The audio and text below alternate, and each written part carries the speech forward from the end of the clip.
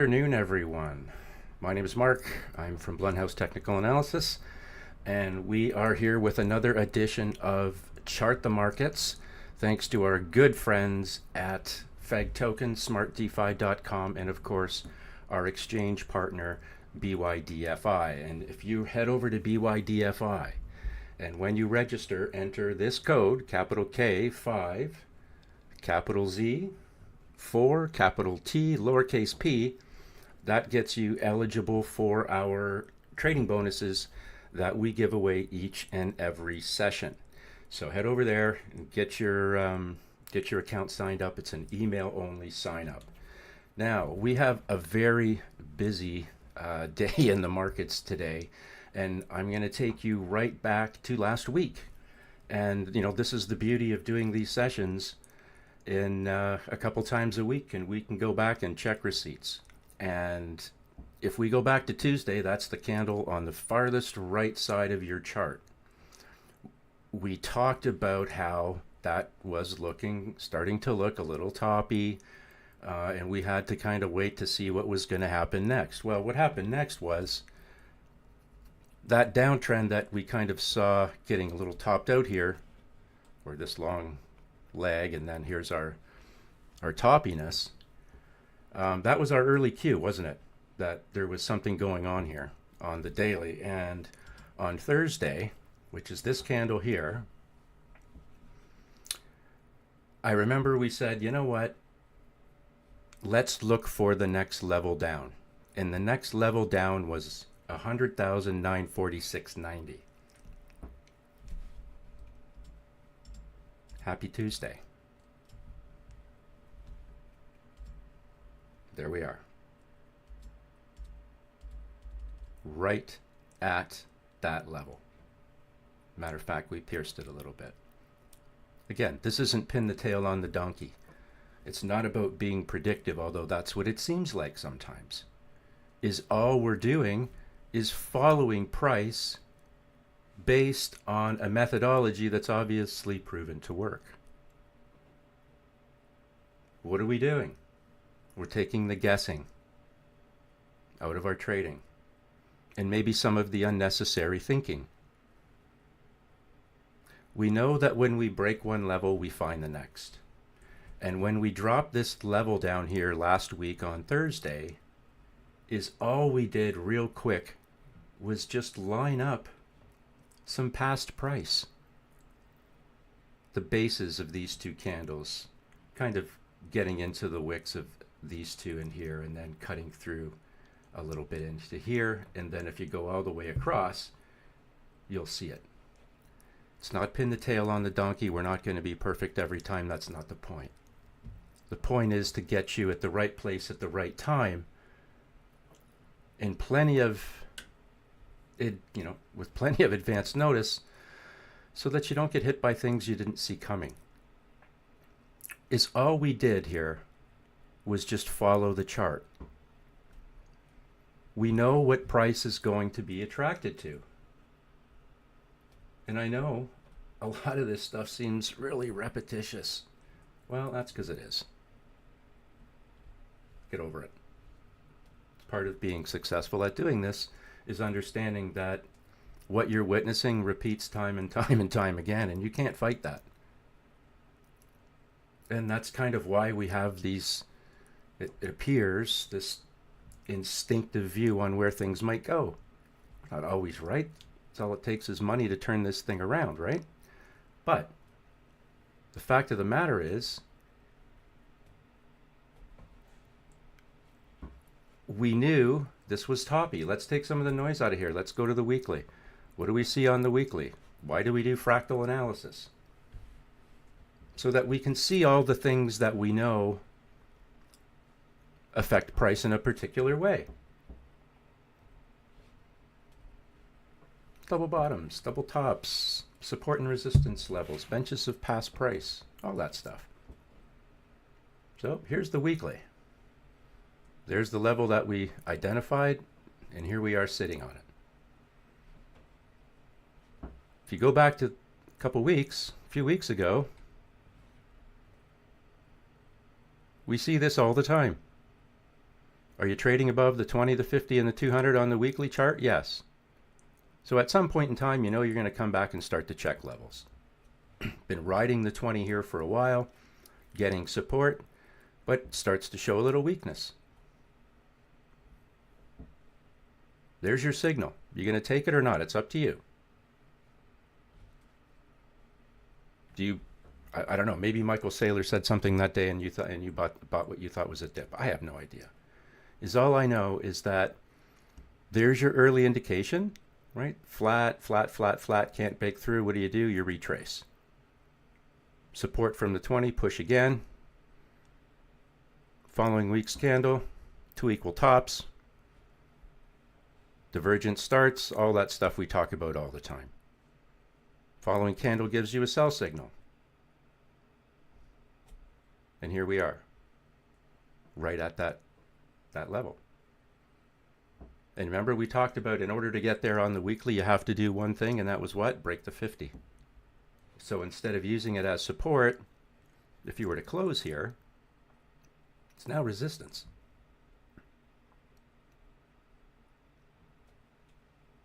We're just simply breaking one level and finding the next. What does the volume profile tell us? That's what you see here along the right-hand side of the screen. All of this grayed out area is light trading. The most dense trading on this weekly time frame goes back into where you see the blue. With this being the lower value range, the point of control, that's the primary area of the most volume. And then way up here is your upper value range on the volume profile. What do we know when we get into this light trading? We know that price can cut through there pretty quick. Did you break the 20 and you found the 50? Yep. Is this the first touch of the 50, which was more probable to give you the support you need? No. More likely to fail every time you do it. Now you're failing a little bit. And again, this week's not over. This thing could bounce and, we could be having a different conversation in a day. But we broke one level. We had an early little warning. You got a signal to confirm. And that was a month ago. So you have to ask yourself, if you want to long this thing and you're always waiting, you're always waiting for an opportunity to buy a dip, or what you think is a dip, why are you buying every candle? Or every candle you can possibly get yourself to? I don't get it. You're in a downtrend. Like, unless you're trading shorter time frames, so all you have to do is just take the sell, right? Why try and push water uphill? This is very clearly price fading. Price fading doesn't equal dip. Now, if you break this level, because we identified it as kind of somewhat structural, with knowing the 50 was here, where else could we go? If we continue to fade, where do we go? Well, when you look at this volume profile, you get scared because there's nothing here to hold price up. We talk about this every week, right? Because you have to hear it every week because you don't get to feel it every week. But when you do, it's going to feel very real. And that's, I think, what a lot of people are experiencing. When price only goes up, and that's how you're used to trading, you program yourself that sooner or later you're going to get a bounce. Well, there comes a time when the bounce doesn't come. And you don't want to be the one without a chair when the music stops. So if we break down on this weekly chart, let's say we advance a few more candles, this thing continues to break down. Do we have any idea at all where price may want to go? And I say may want to go. Well, let's start looking for areas of past price. Like, can we kind of average out blow this up a little bit for you. Can we average out where we've been? Tops and bottoms? Sure, let's try it. Somewhere in here. That, again, it's not pin the tail on the donkey, but we're cutting through the bottoms of these wicks, top and bottom of in here. Same with through here. So it's close. So if we break the 50, like we have, and let's say we close below this level, we're going to be heading for past price. So this price movement is looking for what? A place to sit down, where it can rest. It's looking for a place where buyers and sellers have shaken hands in the past. That's why we're averaging out this area.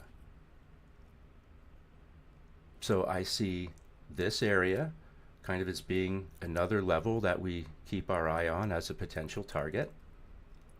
Understanding that time, in the sense of the average, and this is the 100-day simple moving average, time and price will find a way to come together. Like, you don't always just shoot right to a certain level. It's a process. So if this continues to fade, I'm looking for this level down here. We'll leave this on here so that we can see 93,957. And then we're also looking for the 100 to advance, because it will also become a target. And then you can see this area in here might actually, price might look for it as well. Sometimes it hunts for these double bottoms these bottoms that we see rather on these candles that bounce off major moving averages, like the 50. And we'll keep our eye on all of that and this bench back here to the left. Now that sounds catastrophic, I get it. But in the event of something continuing, that's the process that would likely unfold. Just like if we go back to the daily and we start seeing our daily chart going, hey, there's something going on. What was price looking for on this daily chart? Where it's been before. And because everything is fractal, we can expect that it will also look for where it's been before on the weekly chart if the trend continues. Right? And we're not saying this because we're picking on Bitcoin. That's not what we're doing. The purpose here is to try and teach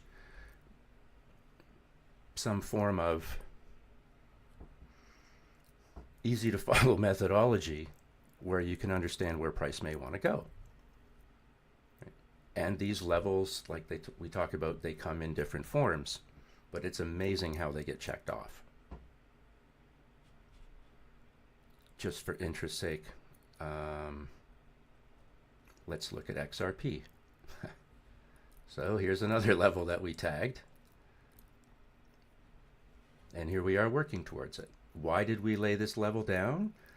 Because, well, I know right away I'm lining up, don't know if you can see in here, the bottom of the 5 EMA, they're basically equal. And that cuts through all of this kind of averaging of price through here. That's why it's there. That's an area that price will like to come back to and challenge again. It's as simple or as complicated as that. And on this weekly candle, what are we doing there? We're looking for that level. It's not really magic, right? It's just, hey, here's a buy signal. Let's take it. At the time, that looked like a pretty reasonable move. There's a short signal. You can take it. Here's another buy signal. Did you have any idea it was going to be a monster move? No. But yet it is. So when we're looking at these charts and we're saying, okay, let's try and figure out where price might want to retrace to. So again, this is a weekly chart of XRP. Do you guys remember this from last week when we threw the fibs up? I'm pretty sure we did it on XRP. And the retracement levels that we look for commonly are 50% and 618. 50% is obviously, when you throw the fibs on, this level in here that's catching all these wicks in the bottoms of these candles. It's not really an accident, right? So that's 50% level based on where we kind of set a quick target. Looks pretty legit. And if it doesn't hold there, we look to 618. And lo and behold, 618 is probably a better example of how time and price could come together around the 100 MA at that level if the trend down continues. So if we're adding on the fibs to this weekly chart, kind of layering on context, we had identified a level of potential retracement. When we throw on the fibs, it aligns with that 50% level that just kind of lines up with all this stuff. So we know we're in the right neighborhood. And we understand that when we break one level, we find the next. And when we break that level, we're looking for the next. That next can come in different forms. It can come in the form of a major moving average. It could come at a fib level, a bench like of past price. There's lots of different things, but it will, you'll see it. You'll be able to see it. That's the most important thing. So are we really kind of wrong? Not really. I think we're probably going to end up at that 50% level, which is 207. And if it fades to 618, you're at roughly 169.9. And again, no one's picking on XRP. This is just an example of how price moves. And we do this on every time frame. Oh boy, this is getting uglier as we speak. So yeah, break one level, find the next. And that's what's going on. And when you understand that, it's going to make days like today, days like a couple weeks ago on that Friday, albeit painful in some cases, but you will have an understanding of what's going on. And using fractal analysis will help you understand a lot quicker. Because looking at something on a daily and seeing it on a longer time frame can help clean up the chart, take a little noise out, because longer time frames will have less noise. And the weeklies will give you a real good, nice understanding of trend. So what happens when you break the point of control on the volume profile? Let's go back to, and that's the thin red line. And let me just take off some other stuff here to unclutter this. So we know that the point of control is an average of all that past volume. It's pointing out the most dense. So everything above and below the point of control is somewhat of a gap, right? And when you fall below the point of control, we'll show you here, there's gaps, right? This is not as severe looking as it is down here, but it's still gappy, right? So what happens is it makes it difficult for price to get held up when there's momentum. In other words, there's not enough past price there to support, to hold up price on the way down, to prevent these kind of parabolic moves to the downside or the upside. So you get south of that POC, you automatically know that it's likely gappy to the downside and likely gappy to the upside, which lets you know that there's opportunity there. So let's go back though to last week on the daily chart. If we want entries off the daily chart, in other words, let's say we want to swing trade these nice big moves, I'm looking at a slightly shorter time frame so that I can get an idea. I want to know what's going on inside this daily candle. So there's a bunch of 4-hour candles inside here. I want to get an idea of what they're doing. Okay, here's my 4-hour chart. What do we have here on our 4-hour chart? The point of control. Right, there's your point of control. Upper value range, lower value range. Right in here. And that's our target.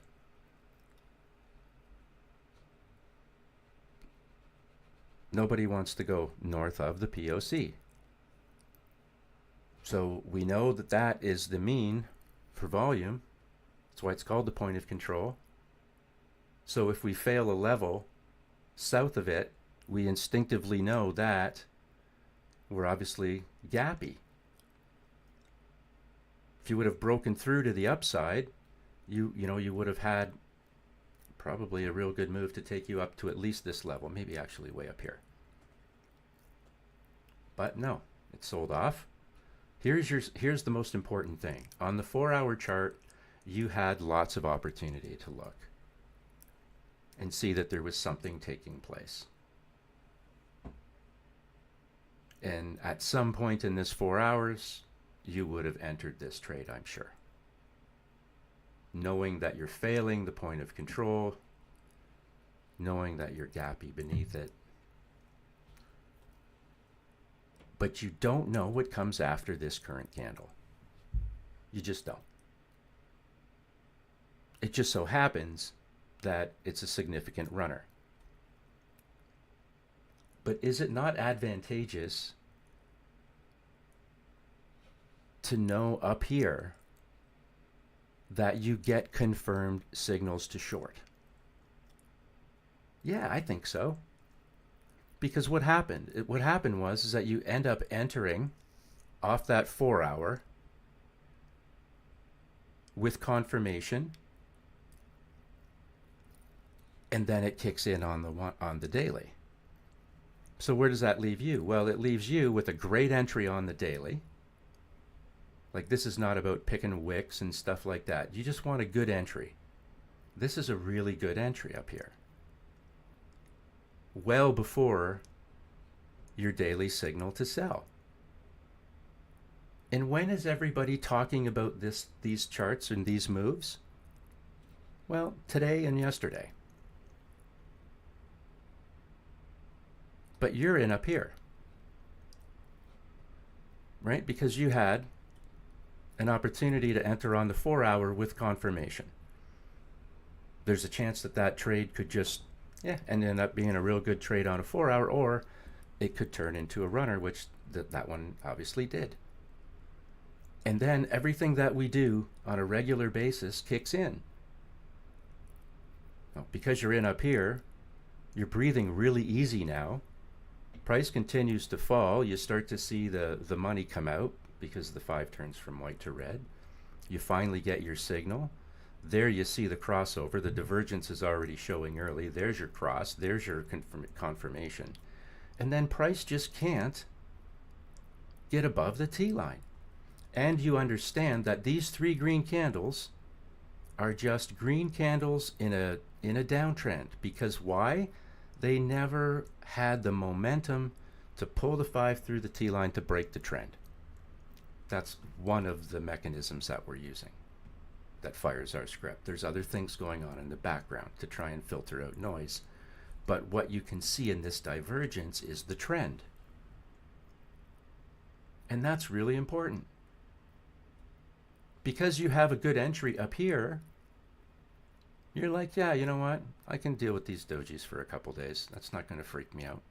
And you understand that because this divergence is there, that the trend is still down. And then guess what? The sellers come back in. And here we are now. And this sounded really unreasonable to come back to this level when we targeted it last week. But that was the next target. All of this held in trend. And why is this important? Well, everyone will tell you that price means more than anything. And that's true. Like, I believe that as well, to a point. There comes a point in time where price in some respects becomes secondary. Because as I'm in the trade, or you're in the trade, this could be a 15-minute chart, right, guys? It doesn't really matter. But once you're in this trade, how do you manage it? What's the question that most of us get all the time? When do I buy? When do I sell? When do I buy? When do I sell? It's total chaos in your brain. When do I buy? When do I sell? This is simple stuff. There's your daily chart. We have an opportunity to get a cheater entry. That's great. So we've got a confirmed sell signal on the daily. We're already in the on the 4-hour. We're already in the trade. The divergence starts to kick in. You've got your confirmation. All of this, green candles in a downtrend, and then bam, you hit your target. So how do you guys, like, what happens in this market that kills everybody? Volatility plus no plan, no targets, and no stop loss. You're going to get smoked every time. Every single time. Prove me wrong. Because that's what's happening to 99% of you. When when you come back and you talk to me after the fact and you tell me your stories, first thing you do is acknowledge all the volatility that you want to trade and take advantage of. That's great. But if you do it with no plan, no targets, and no stop losses, you're going to get killed. Because that volatility that you're attracted to will eat you up. Now, I'm not trying to scare anybody. That's not the point. I'm actually trying to make it easier for you so that you can monetize these moves. That's all we're here for. That's it. I don't give a crap about anything else other than monetizing price on a chart. That's it. That's the job. Doesn't sound so sexy anymore, I guess. I don't know. But that's the job. Monetizing the chart. The difference between an investor and a trader in many cases is the investor's prepared to lose money and traders typically are not. Do we end up, is it just a different way to get to the same place? I guess. And then there's different schools of thought on each side, and that's okay. But ultimately, we're trying to monetize the chart. Now, what do we tell you? Don't trade chop, right? This is the stuff that's range bound that you try and stay away from until it looks like it wants to break. Now, what happens on the 1-hour chart? Nice green candle. Coming out of consolidation. So yeah, that looks attractive. So does this one short. It turns out to be just a trade. Right? At the end of the day, it didn't really go anywhere. Divergence held to the downside until here. Nice move up. But nothing lasts forever. Notice something? This is a 1-hour chart.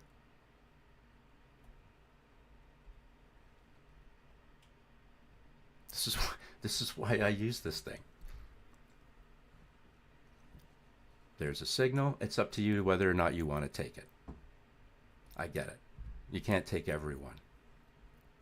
But the idea is if you're only trading a handful of things that you chart on multiple time frames because you're looking at it from a fractal perspective, you're not going to miss anything. You're going to know where price is on that chart at all times because that's your focus. This 1-hour chart gives you a real nice, real clean sell signal on the Sunday. And all of this in here, and I'm choosing this because there's a little bit of everything in this 1 hour for us. So here's our sell signal, right? The divergence down is holding, and you can see this is a failed breakout. Price rolls over and takes out the previous wave's low. And these are the candles that get everybody. Right now, what's going to happen here on this 1 hour chart with this candle? Chances are, because you're running a stop, you're probably going to get stopped out. And that's okay, right? You've had plenty of opportunity to monetize this chart, and this big green candle stops you out. That's one of the things that could happen. I'm going to dump these candles here for 1 second so that I can show you something. You never did get enough momentum with that green candle to pull the 5 up through the T line. It kissed it, but then just ran away. So on this candle, you don't even get a buy signal. And a lot of people would have bought this candle. You just know it.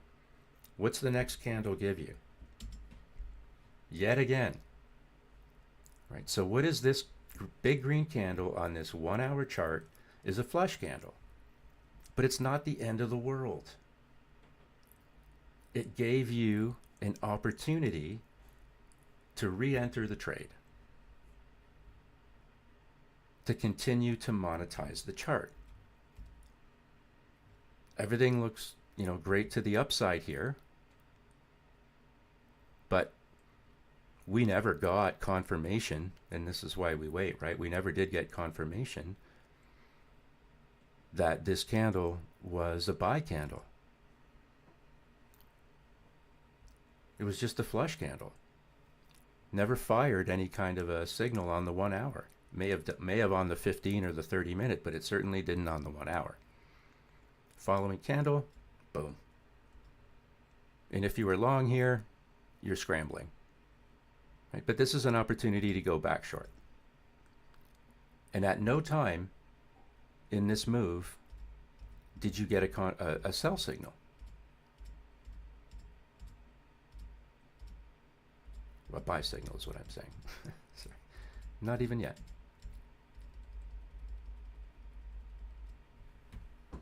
Now, when we talk about follow the chart, like just do what you're told, this is why. And it's an easy say and a hard do. It's easy for me to say, just follow the chart. Because there's a lot going on that could complicate your trade on this 1 hour time frame. But the takeaway should be is that you know how to handle it. Right? Block out the noise. Don't listen to what other people are saying. Just worry about what price is doing. This is a real-time example of what money's doing, not what people are saying. And because we use a fractal point of view, when we, move our time frames up and down, we can filter out a lot of the stuff that looks noisy on other time frames. And you'd be going back and forth on the 1 and 4 probably. The longer time frames filter out the noise. If you're not on the right side of the trend, you're on the wrong side of the trade. And it doesn't matter the time frame. And what's happening to, I think, a lot of you, because you tell me this, is that you're trading shorter time frames with lots of leverage. And what ends up happening is that you can't manage the green candles in a downtrend because of the leverage. And that doesn't allow you to monetize the chart the way that you believed you were going to. So don't be afraid. Like, this 4 hour chart is really a great example. And this is starting to look like a staircase, actually, to me. So you have a move down. There's your base of the stair, and then another move down. And then you base along again.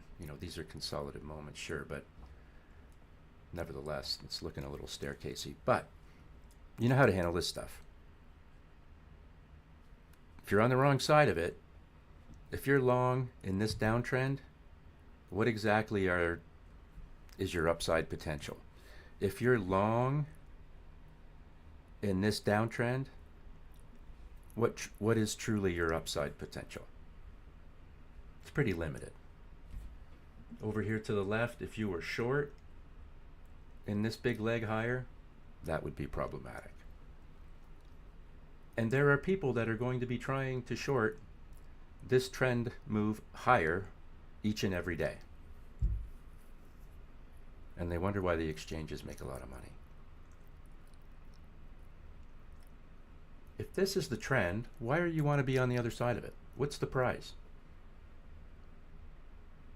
The problem is most of you don't even realize you're on the wrong side of it because you're on such small time frames that you don't understand that, okay, you're shorting this red candle, this red 4-hour candle, but ultimately you're going to get kicked in the teeth because the trend is such that this divergence is telling you this is going higher no matter what you're doing here in this candle. Whatever time frame you decide to trade off of, I don't care. It's up to you. You're big boys and girls. Just get on the right side of the trend. For starters, that'll solve a lot of your problems. Start with that. 15-minute Bitcoin chart, just as an example. Nice, clean, easy to read sell signal. And you really don't look back. You just stay in the trade as long as you're trading on the south side of what you see here. Follow the yellow brick road. The yellow brick road being the T-line. All of what we're doing here is fractal, so you can use it on any time frame. But just simply follow the chart. I don't understand what the fascination is of being the one that's going to predict 6 months, a year from now or tomorrow what the price of Bitcoin is, or anything else for that matter, like you've discovered time. No one cares. I'm indifferent to price, whether it goes up or down. My only objective is to get on the right side of it. That's it. In all of this daily nonsense that we put ourselves through, how relevant is that? Why do we do that to ourselves? Is all you had to do, because you use fractals, is go, wow, there's a buy signal on the monthly Bitcoin chart. Thank you, Rico, for pointing that out a couple days ago.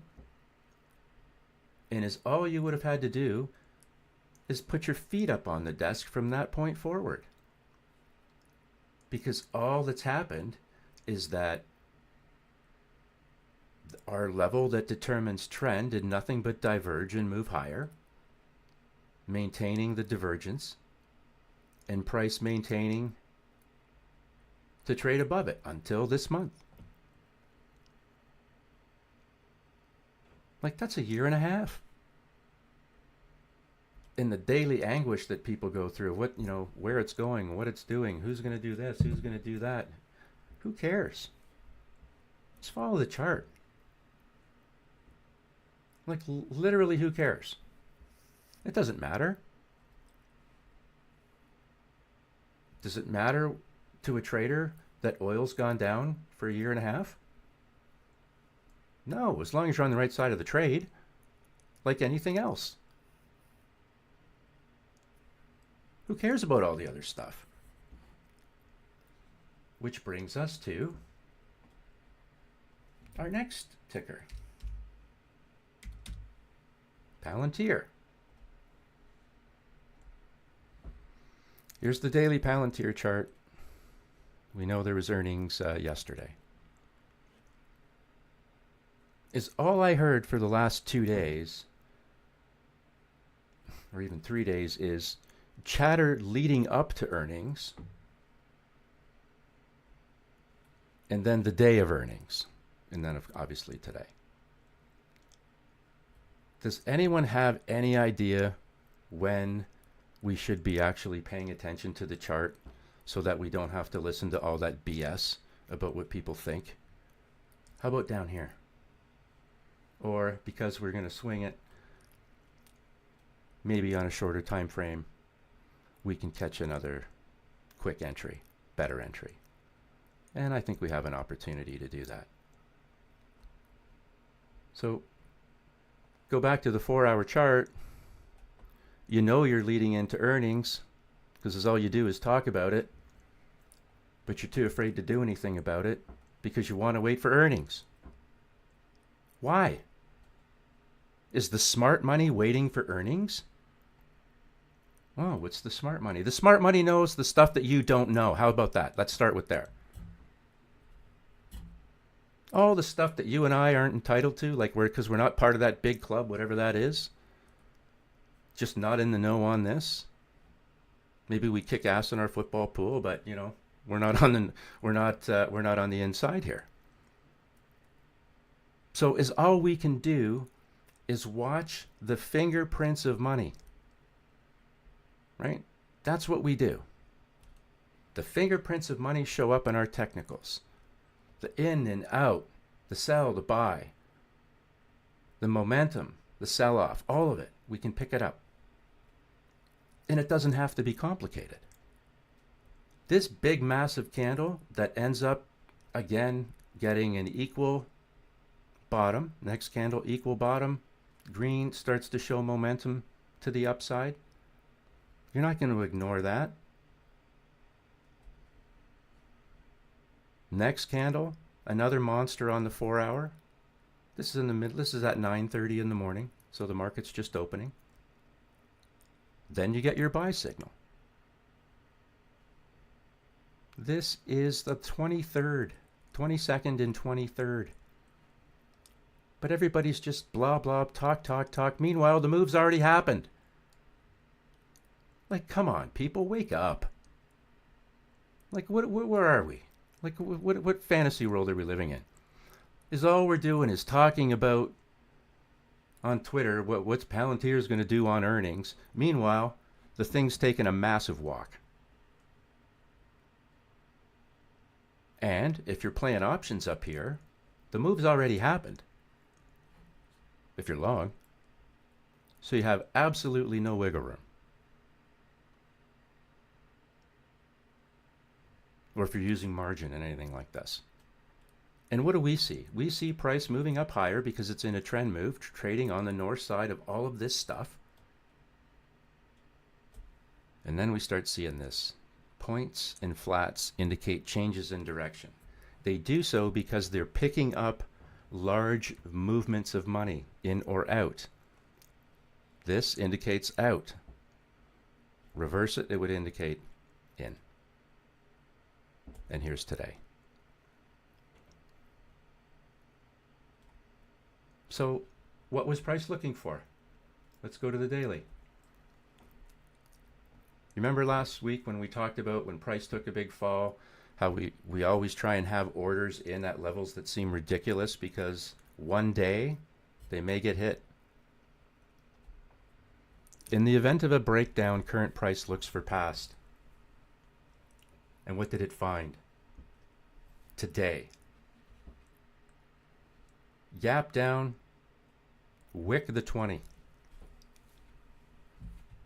This is why we do this. 185, 69, 185 bucks. And you've already made money. Break one level, find the next. We didn't make this up. Just like we didn't make up the daily XRP chart that the bottom of the wick hit 1,000-day MA on the daily. Why? Because that was the only thing there for it to grab, to touch. No difference. Absolutely no different. What's next? Well, we don't know. This looked catastrophic, this gap down.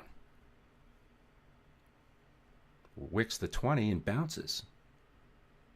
We could double top this chart in a couple days. And then we're having an entirely different conversation. And all this big move down may turn out to be is just a retracement, and you get a continuation off the 20, and then you take out the previous wave's high, just like we show you how you take out the previous wave's low. So this is a lot of volatility, but if you have no plan, no targets, and no stop losses, you will get smoked. It doesn't matter what you're trading or how you're trading it. That's just not the recipe for success. And it doesn't have to be complicated to execute any of this stuff. Our job is not to predict, it's just simply to follow. We have the ability to predict because we understand A, how price moves, and that it's looking for past price, whether it's going up or whether it's going down. Here is Aster, the daily chart. Now, it doesn't obviously look like much because there's not a lot of price here. So let's try and make sense out of it. We'll shrink it to a 4-hour. And we'll add a little bit of context, the 20, the 50, and the 200. Okay. And a volume profile. This thing, like, for the amount of talk, I just don't understand. The chart doesn't represent the narrative. But it's all we can do is go by the chart. And this is why we listen to the chart and not the things that people say about how great something is. Whether it is or it isn't is irrelevant. It's what does the money think? Now, if you're short, you're fine. Why? Because you're on the right side of the trade. This should be concerning, right? Finally, the green candle that everybody waits for creates a signal even on that day, and the next candle is the exact opposite, but it's engulfing. That's not a good look. It's not about what people are saying, it's what the money is doing. This is what you monetize, not the chatter. This. Block out all that other stuff. It's really not all that important. The only thing that's important is what's going on the chart. This is looking like a bloody nightmare. Here's our Bitcoin chart with the levels that we had drawn on. So here's the target of 100,946.9 that you can see we're sitting at. This is a level that we dropped down ages ago because it picked up past price, averaging all through here. And, you know, here we are. Again, take some of the noise off. Here's the weekly, and there's that target. This is one of the first we actually laid down when we started doing this. And that was months ago. So, is it the end of the world? Not necessarily. But don't ever think that things don't retrace, because they do. The concerning thing on this weekly chart is this big gap with light volume, and the 200 down here, the 100 somewhere in here. If this continues to break down, this 93 level that we pointed out becomes very real. And I remember at the time when we put it down, I remember saying it's not today's problem, but it's now today's problem for sure. Don't ever think that price won't go to the places that you don't want it to go, because it can. Because it's been there before, and when the trend is strong, there's not a lot you're going to be able to do to stop that momentum. This is the ETH daily chart. What are we sitting on? The 200. Did everyone think that you were batshit, you know what, when you talked about price coming back to the 20 on the daily? So what did we do? Yet again, if you break one level, you will find the next. More often than not. Break the 20, break the 50, and you can see you're printing on the daily chart a sell signal. When did you really sneak an entry onto this short? Just back it up to the 4 hour.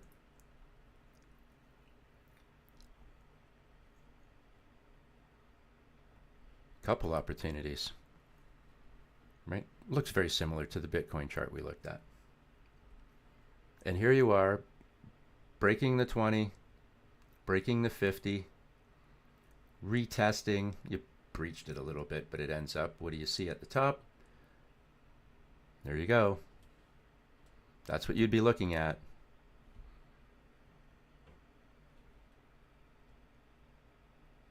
And straight down. These candles here, big velocity, big move with velocity to the downside, right, on everything. But where does the snapback come to? The snapback comes right back to the 20 and gets rejected. And this divergence between the T-line and the 5 EMA never broke. So that's how you know, as the trader, that you're okay to continue to stay short. Perhaps these candles would have flushed you out. And remember, we always talk here that price always, 9 times out of 10, is finding something. Support and resistance appears in different ways, but there's always something that you can find. And in this case, it's the 20. So big impulse move down, slight, I guess you can call this a snapback. First a test of the 20 since breaking it, and it gets rejected hard. Price retreats, all this divergence. These are just green candles in a downtrend, no big deal. You can see the divergence is held there. Takes out the previous wave's low.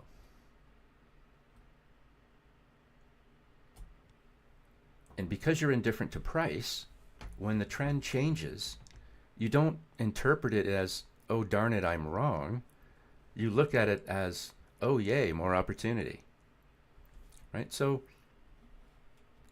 just work off of that. The chart will tell you when you're wrong. Right? Would you have seen somewhere in here a 4-hour breakdown? Let's look. Lots of opportunity in here.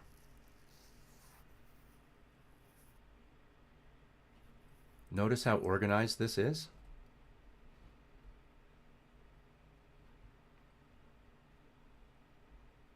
This is how you stay in the trade. For some of you, this is going to seem like, these 3 candles will seem like the longest 12 hours of your life. Because they went sideways. What you want to be paying attention to is, are these sideways candles breaking or finding resistance at either of these 2 levels? That's what you want to be paying attention to. And where is the opportunity to catch the trade? I typically wait, using this as an example, I'd be waiting, if I wanted to add to my short or catch the short, I'd be waiting for price to come back to the T-line or the 5 EMA, either one of those, to re-enter the short or to execute it. Divergence is held, and here we are, and has still held. And this chart's probably going to look very similar on everything we look at. BNB. BNB, let's be honest, I think has held up in many cases better than most. And it certainly had a real healthy run on the way up. And again, let's keep in mind that we're showing different charts over different time frames, but sometimes you got to wonder if we've actually even changed the chart. Because how you see price behaving repeats itself. This is the B&B chart. This is the daily chart. This is the 500 MA. Most people aren't going to run it. I do. I run the long-term averages for different reasons. But look at tag, bounce, right? Daily chart, failure of the 50, reverse to the 200, and you fail.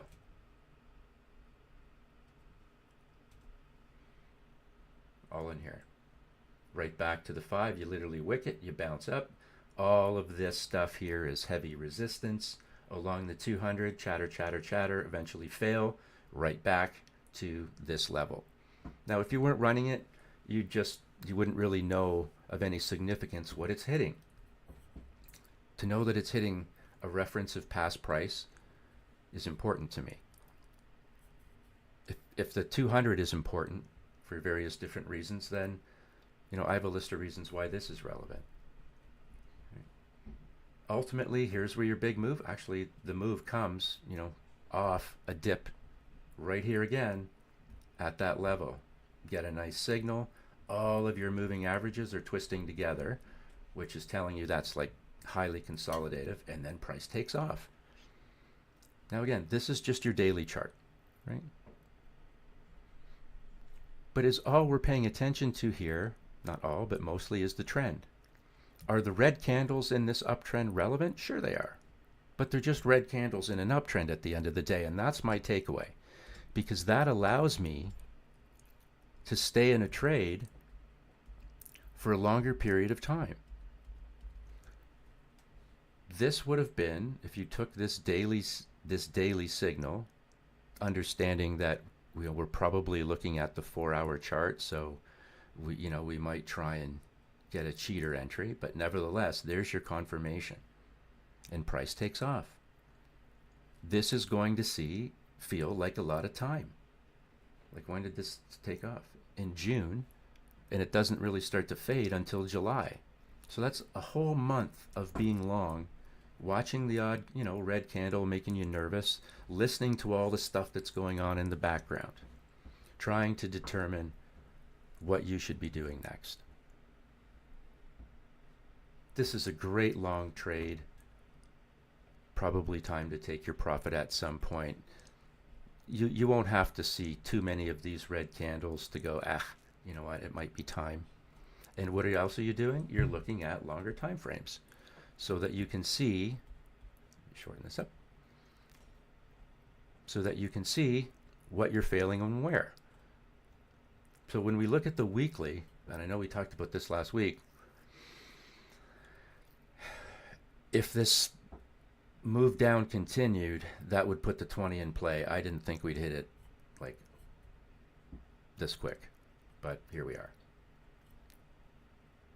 We still have not produced a sell signal though, right? Because all this big, momentum higher, even these big daggers to the downside haven't pulled the T line, or the 5 down through the T line. It's close, but it hasn't quite done it yet. And that's one of the things we use as a metric to fire our signal. The rest are trying to filter out the bad ones. But just like we showed on the Palantir chart on the daily, how price pulled back to the 20? Because why? It was the first level of where buyers and sellers have been before, a representation of time and price. Well, here we are on the weekly B&B chart.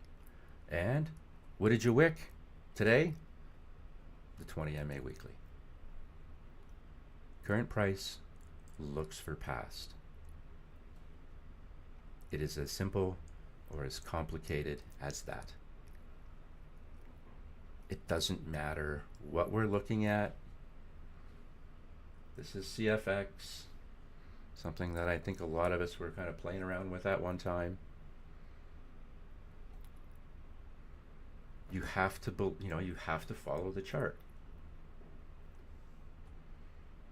So what are the things that always get my attention? Are the green candles at the 50 and the failures at the 50. And like I've said before, whatever time frame I'm trading, I'm looking for something where there's price action off of the 50. For me, that just kind of suits my style and my methodology. So I'm always looking for buys and sells off of major moving averages, but particularly the 50. And right in here, you get a very, very, very clear rejection of the 50 MA. And this comes after a significant period of price attempting to break through that level. This is the chop that we talk about, right? Every week we say, you know what, don't trade the chop.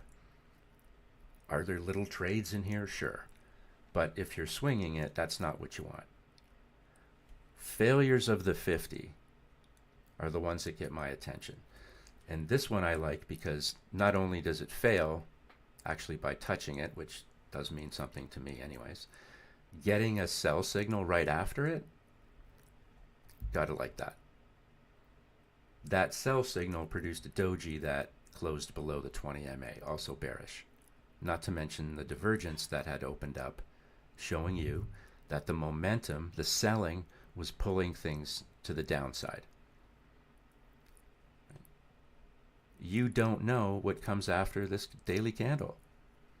All you know is that you had a good entry. Like I often have targets, just like we showed buy targets at major moving averages. Well, I would have sell positions up here to short. Anyways, especially the first attempts. You don't know what comes after this candle. It's all you know. You're on the right side of the trade, and then you're rewarded for being at the right place at the right time. That's not so bad, right? Now, what happens along this level here? 500 MA on the daily is just acting as a little bit of support, but the downtrend is still showing you that it's down and intact. And you could stay in that trade, all the way down to 13.4, and this is on CFX. Finally break. You gotta love the failures at major moving averages. And you're still short. And if you want to take the noise out of it to help make it a little more clear, just go to the weekly. Just remember how we showed you, all you had to do was buy Bitcoin in 2023 when you had that signal and just put your feet on the desk? Similar stuff going on here. Here, take the buy signal. Price goes parabolic. Looks like it's fading. Okay, take your money. No big deal.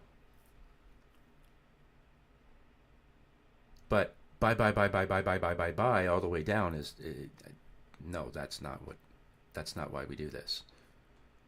Like, we don't come in here twice a week to tell you, to buy down here, which you'll do, and then never sell as price retraces like we show you every week that it does. That's not why we're doing this. Right? What's happening on this CFX weekly? Same thing that would happen on any other time frame. This is a failed breakout, breaking any support level, looking for the previous wave's low. And chances are it's going to find it. There just isn't anything to hold it up. Solana. Same story.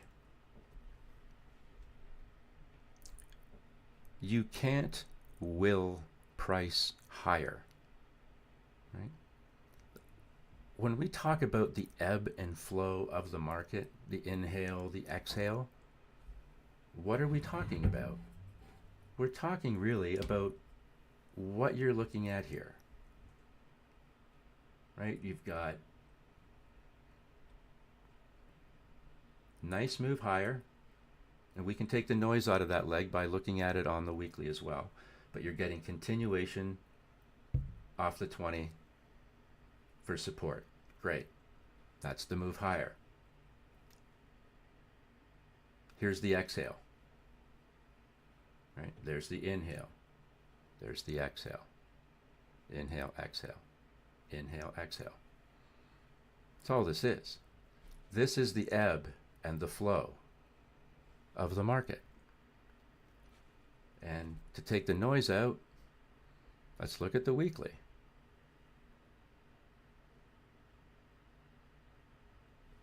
Same ebb and flow, just less erratic. Right? Price is looking for previous wave's lows. So as it broke this level here, it automatically was looking for down here, which it found. So now I'm just simply looking for the next level down. This is not a beat up Solana day or anything like that. But it is a clear example that when trend has been formed, that is critical. Let's go back to, this move down. Plenty of opportunity. What are you failing on this Solana daily chart? You're failing the point of control, right? And the point of control is like the most common belief that the market has about where something's mean area is. In this case, we're talking about concentrated volume. The market doesn't want to take it above that level. These wicks down are telling you that, right? But we'll just look one candle at a time. Big wick down, ugly doji, sell candle that, as because it had momentum and it's looking for something else, there's nothing there. What does it find? It wicks the 200. Boom. But it doesn't mean that the trend has changed, right? The divergence between the T line and the 5 EMA is still there. So these are just impulse down, sideways back to the T line and the 5 EMA. That's where you want to be making your decision, right? You see all this is still intact, and then you catch this candle. Boom. Love it. Resistance 20. Love this stuff. All of this is really important as you're trying to manage the trade, as is price. But once you're on the right side of it, it's like, okay, now what? Now what? When you catch yourself in a runner, you're usually so excited that you can't think past the end of your nose, right? So you have to have some sort of plan in place, right? Remember, all that volatility can chop you up and leave you for dead. We don't want that. Right? Just take the noise out of the chart. What's price looking for? It's looking for past price. That's what it's looking for. Benches where it can rest. If we look at this weekly chart, it's a little noisy, but let's have some fun. One of the areas that we like to line up, or I like to line up, are the 5 EMA or the T line when I can connect levels.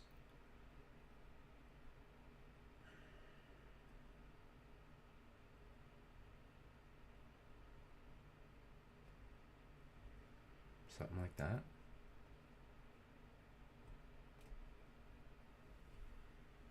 What's that, 127?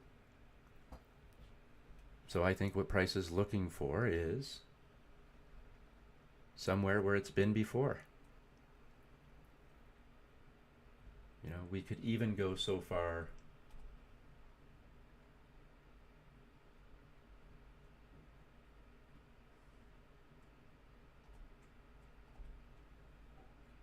we're obviously looking at these bottom of these two candles because those are basing. So anyways, that's the structure. There's the bounce. We'll go from there. But that's what I would look for next in the event that this thing continues. Remember, this is a weekly chart. If we go to the daily, what do those levels look like on the daily? Very doable. Look at this gap, right? And this gray. So there's nothing in there to hold it up. So this could get ugly. Did anyone think that you would come back and check this wick? Do you remember when all this happened the following week? We were saying, oh, I hate that wick because it's just like left there waiting to be tagged. And people are like, no, that's not going to happen again. Well, here you are. Current price is looking for past. As long as the trend is in place, that's what's happening. And it's our job to figure out where the levels of support and resistance may be. Right? That's really all we can do. We looked at Aster, we looked at CFX, we looked at Bitcoin, BNB. What did we miss? What did we miss?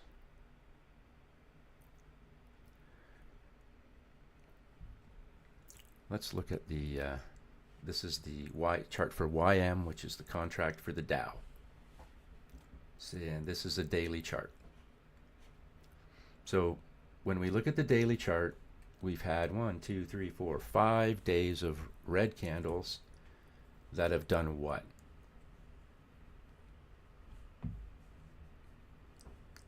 We could say, oh, the meltdown is going to start. Well, at this point in time, and I preface that by saying at this point in time, but at this point in time, this is still a bullish chart, right? Price came back today, wicked the 20, and kind of snapped back a little bit. So, you know, we're always looking at the 20 here as a support level, and as well as the 50 in this case, but you're hoping to get support from this major moving average, which you have. So if we look inside that candle,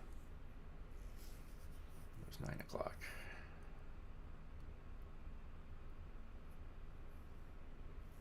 Yeah. We look inside that candle, this is still a bearish chart. On the daily, I'm going to say bullish because you're catching some support. But we know on the 4-hour what's going on, right? Is all we did here on this, in this move. Okay, so here's your break of the 20, here's your challenge and fail.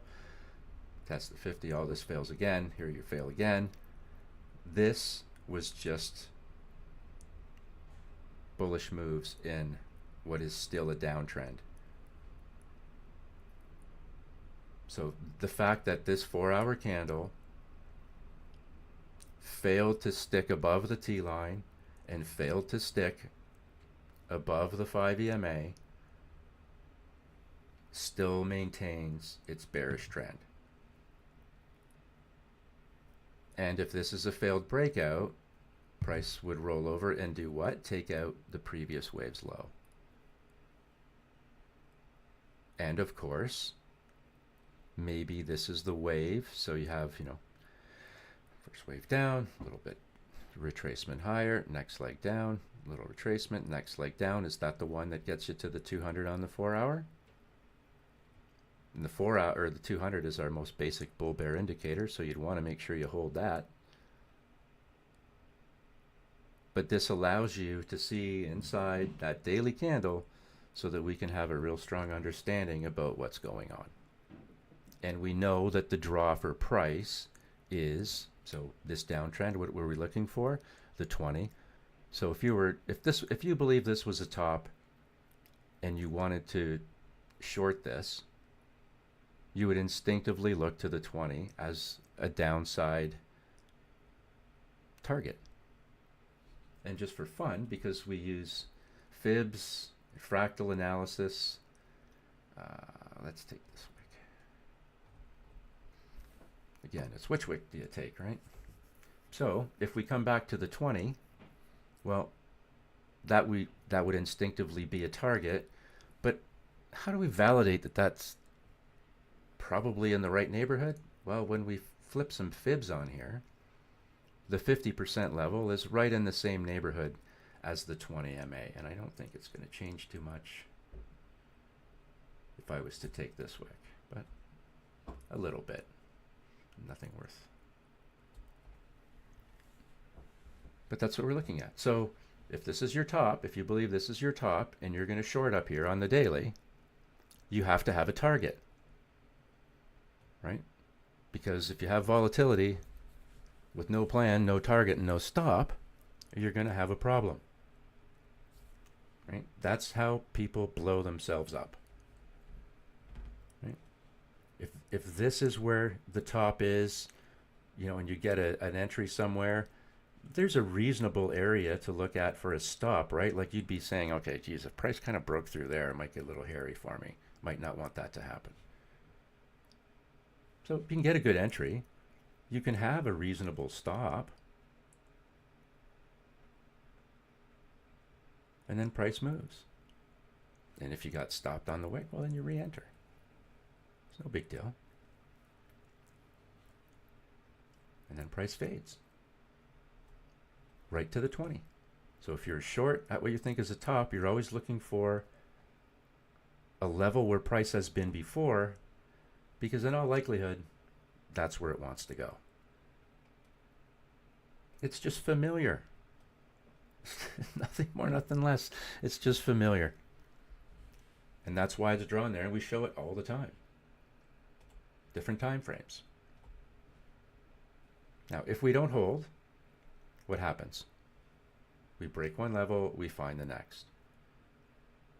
Now, because we've tested the 20 and actually the 50 before, if you do come back and test the 50 on the daily, there is less probability that it holds. Every time you test it, you kind of increase the chances that it may break that level. So there's that. And if you break the 50, here's the shelf. This is a volume shelf in here where you like this is and this is. This is a little volume shelf. So price would probably come back to the volume shelf, which lines up perfectly with the 50. And if you don't hold it, this here is all gap with the upper value range, the point of control, and the 200, and I guess the 100 would be in there, all being a draw for price. And it's a series of breaking one level, finding the next. First attempt, oh, maybe you'll get support. Higher probability of that happening. If you fail, well, we have a pretty good understanding of where price may go. It will go where it's been before. It may do it in unconventional ways, but it typically will find it. And that's all our job is just to monetize the chart.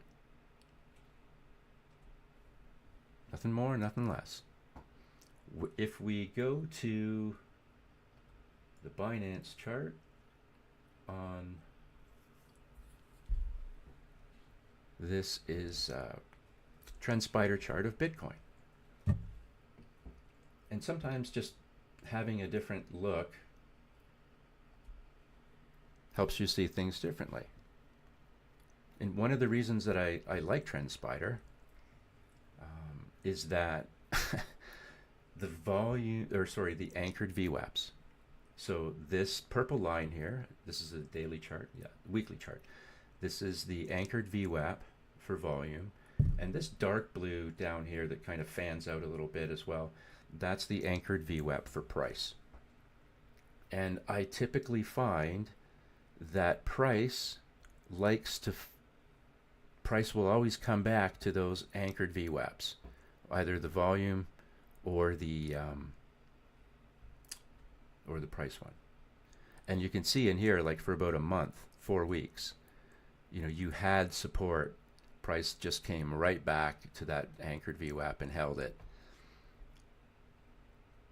knowing that if you didn't hold it, you were going to come back to the 50, with failing the 50 being a bit of a problem, because here's a big gap within the volume profile. This is the upper value range. This is the VWAP on Trend Spider. They show a VWAP within the volume profile, and there's the lower range. So it's a little bit of a slippery slope. So up here, when you see this volume profile, you can understand that it's pretty thin. And that thin volume can sometimes struggle with holding up price on the way down or getting in its way on the way up. So this is a really ugly weekly candle. And the daily looks just as ugly. What I'm going to show you on the daily here is this thin purple line is the same anchored VWAP for volume that I showed you on the weekly chart, and woven in here, although it's going to get a little bit lost, is the anchored VWAP for price that's hooked into the 50 MA. So the 50 for me is really important, right? That's the ice. That's why the 50's light blue. It's ice. You break that ice, it's really hard to get above the ice again, and sometimes you drown. If you get support from the ice, usually things are going to be okay. This, for me, when I saw this, was like, uh-oh. Failing the 50, and I'm failing those anchored VWAPs. And here we are. These anchored VWAPs, I love them. And there's something about the TrendSpider ones that for some reason seem to give me really good reads. The other thing you have to pay attention to on this chart is what? This here is the VWAP. This white line is the VWAP. And the point of control. Actually, you'll see it in here. This is the point of control and the VWAP. And price was using that range as support and resistance, and back in here it failed it right in here, and that was a problem, and thus the breakdown. So what's price looking for now? It's looking for the next level down. Break one level, find the next. It's it can be really uncomfortable when you see things with this kind of velocity to the downside, because just when you thought everybody got wiped out a couple weeks ago, here you are with a similar scenario. And this looks like it's kind of everywhere in the market right now. Let's look at NVIDIA. This is a chart for NVIDIA. This is a daily. So all that we're seeing here is our script giving us our signals and the volume profile. Price, this looks very indecisive up here. This particular candle's come back to the T line, but it's holding the T line, right? So as long as the divergence is in place and you hold that level, you're like, all right, the trend is still technically bullish for me. Do you want to eat these candles? Not necessarily. That's all going to be up to you. But the trend here is still bullish until we produce a sell signal or we start to trade down below these levels. And what do we do to try and get a look to see what's coming next? We shorten our time frame. Nice organized move to the upside. These two 4-hour candles would probably give you pause to think.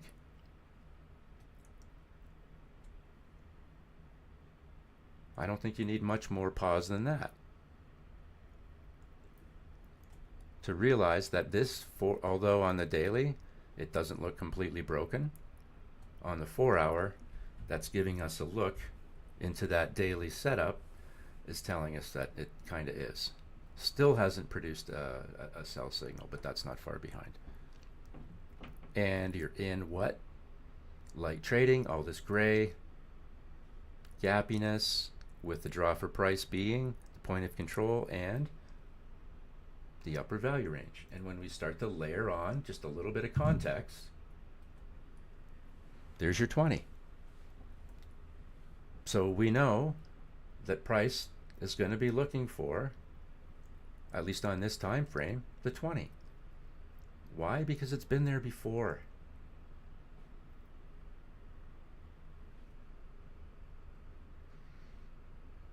There's the 50, there's the 200. When we light the daily, what do you think price is looking for on the daily?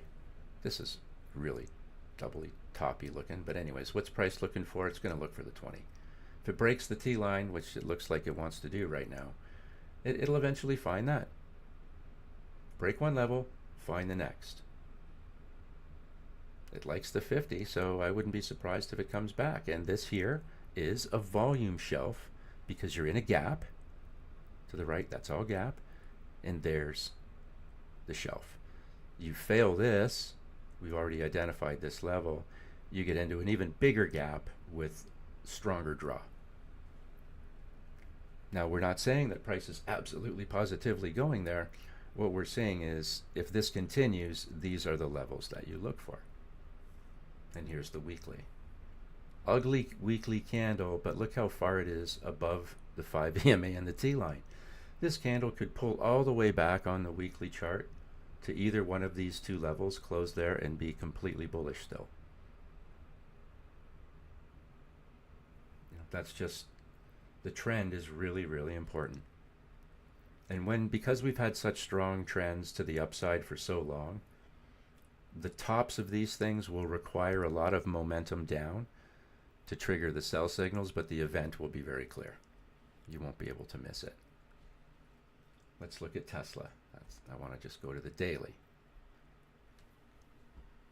So the downside risk is coming back to the 20, and as you do, you fail it, fall off the shelf into the gap, you'll find the 50, and that makes sense because there's some kind of bench of past price in here to the left.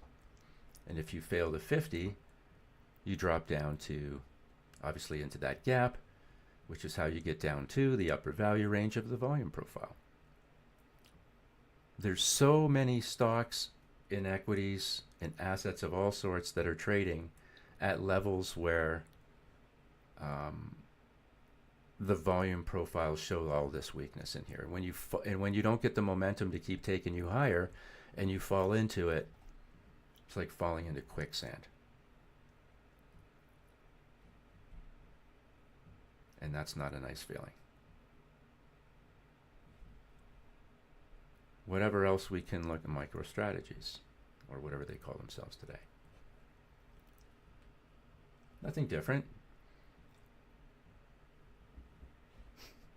Remember this? Hello.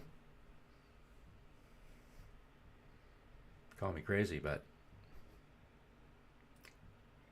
we're coming back to tag that level. But I'm pretty sure that the whole time Michael Saylor was saying we weren't. Charts don't lie.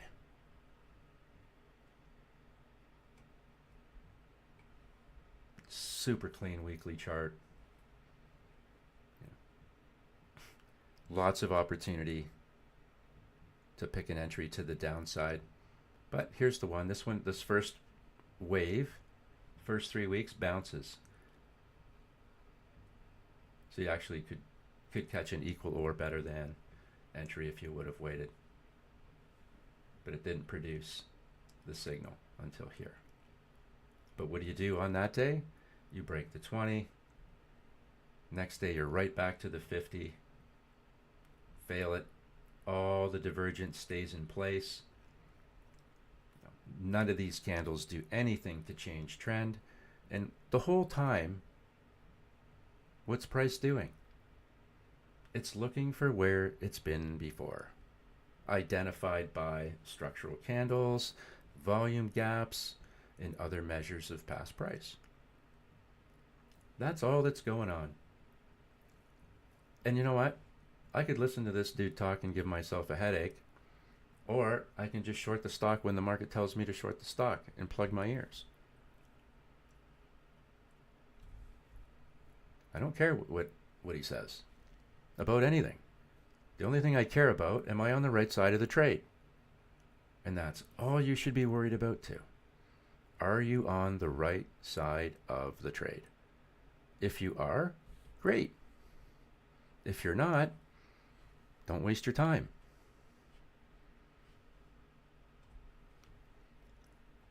Everyone's looking for something that just can't get any cheaper. And just when you think it's the time to buy and it gives you a heartbeat and a sign of hope, cuts your dreams down all over again. This is Remax. This is a daily chart of Remax. And kind of ugly, right? Like, do you think it's afraid of the 200? A little bit, right? So let's take some noise out.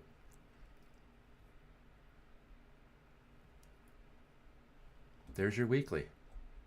Remember, this is our volume profile tucked in here, and we know that this thin blue line is the point of control, and these ranges north and south of that level create and have gaps in them. We know that, right? So weekly chart fails at the 50, rolls over, breaks the 20, and what is it looking for? Previous wave's low. And it still has yet to find it. And in all likelihood, we'll come back to this lower value range. Now, this is a stock. Let's look at a monthly chart of this if you can even see it. So just like we showed you on the Bitcoin chart and all that stuff where you could buy that monthly signal and then just put your feet up on the desk, does this look like one of those opportunities? No. Fail to 50 on a monthly chart, night Irene. Right? Like, and then you can't get out of your own way. You know, you come up to the 20 on the monthly, it's the first time you touched it and you fail. Yeah, you get the odd signal in there, but ultimately you fail. And following candle, 2 equal tops, bearish engulfing, blah, blah, blah, blah, blah, trigger a sell signal, and back down. The point is that you can blow your brains out trying to buy stocks that appear to be at the bottom. Appear to be at the bottom. But somehow they just when you think they're at the bottom, they surprise you and find another bottom. And that's what's going on here. So these stocks that have been beat up relentlessly may or may not have their day in the sun again. I don't know, and I'm not judging this company at all. All I know is that the stock's been one massive short for a very long time. Are there trades in there? Sure, but why push water uphill?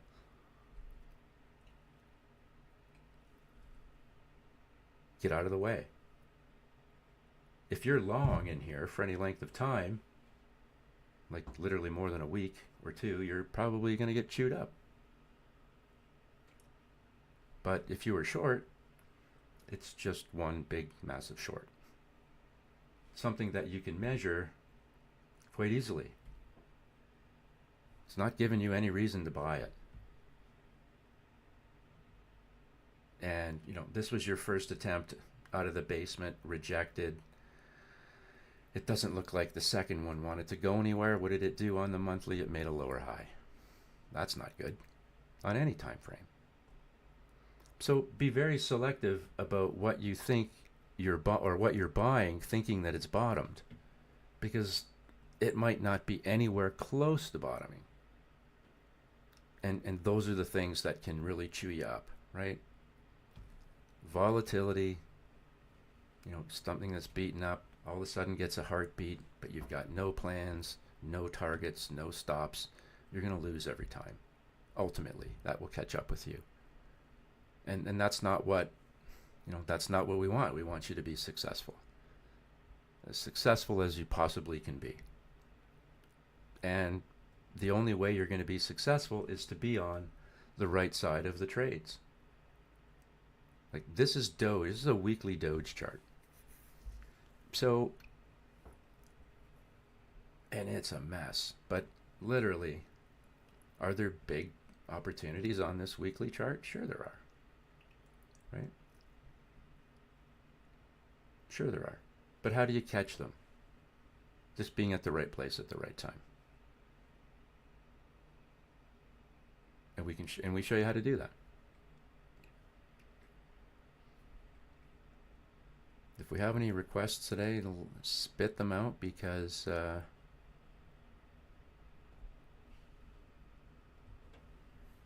this is Pirate Chain. I think we showed this last week. Lots of consolidation down here. Start to get a heartbeat. But where, look at the support you get from the 20. And if you're looking at this chart and you're on the right side of it, is all you are is happy. right? You are happy and you feel good about yourself. Your confidence is at a high.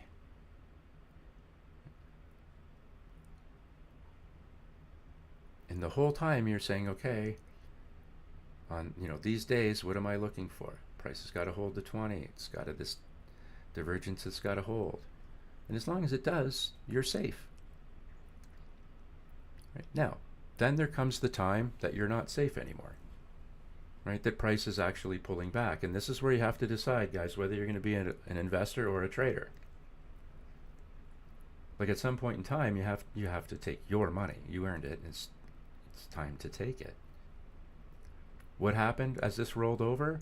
Well, as you were breaking down, current price was looking for past price, so you identify the 20 as an area that it would probably want to test, which it did. It broke it all the way down, literally to the level of these candles through here. That's where that wick hit. Look. Right in here.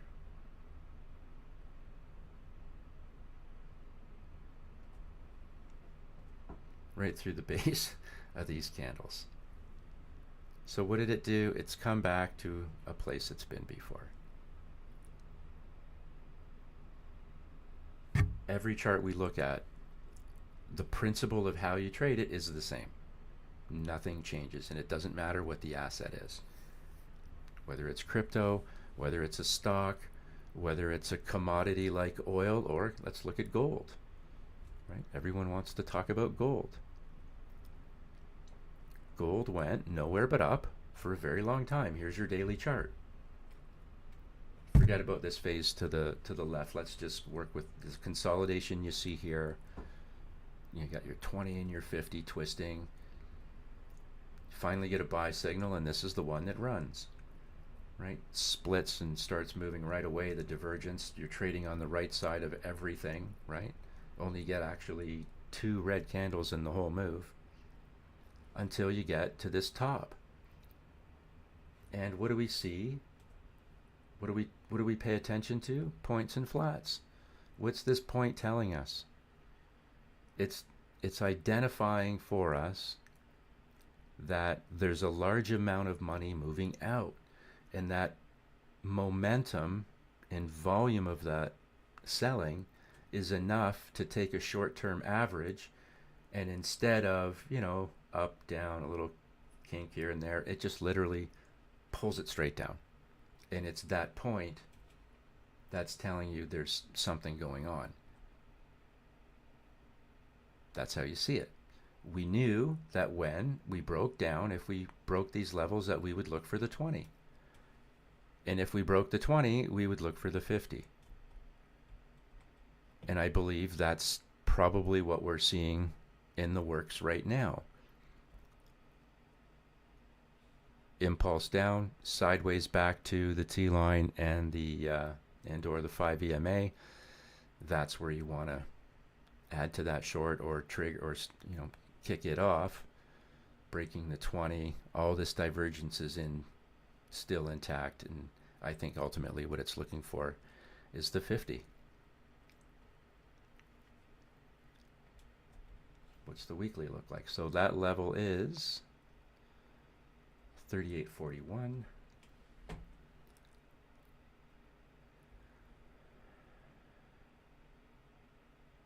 So it's basically in here.